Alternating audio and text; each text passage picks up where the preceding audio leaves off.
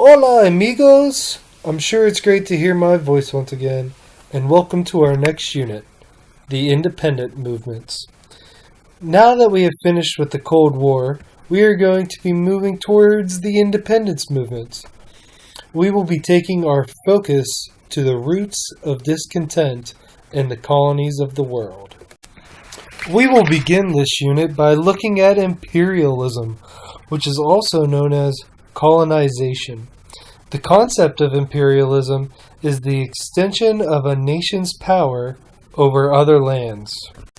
Western countries, largely European powers, took over land in Asia, Africa, and Latin America during the 18th and 19th centuries, and held many of their colonies well into the 20th century.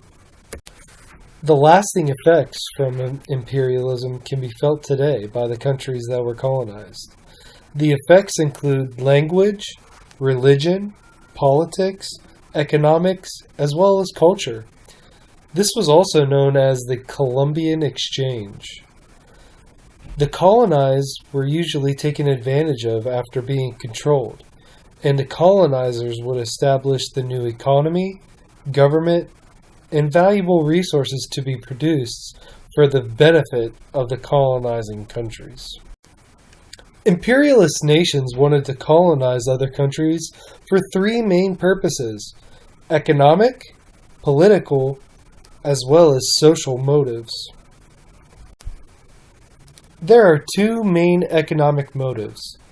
First, colonizers wanted resources that they did not have within their home country. During the Industrial Revolution, European countries were relatively small, so in order to continue production, the country needed to explore further for a region that contained valuable natural resources. The second main economic motive was that colonizers wanted more markets to sell their finished goods. Once the natural resources were taken from the country and then shipped home to be produced into a finished product, the colonizing country needed more markets to sell their manufactured goods. Imperialism also had political motives. European countries were rivals. They fought many wars over many years. These European countries looked at colonies to give them an advantage against their European rivals. Additionally, the European powers sought prestige. In order for a country to be great, it had to have colonies and exert their influence. Language, religion, culture, and they wanted to exert this influence around the world. Lastly, imperialism had social motives. During this time of exploration, there was an idea of social Darwinism. Social Darwinism was that when multiple countries were in a battle, the victorious were considered fit. Europeans felt that they were superior to Asians and Africans. The idea was based off of Charles Darwin's ideas of natural selection and survival of the fittest.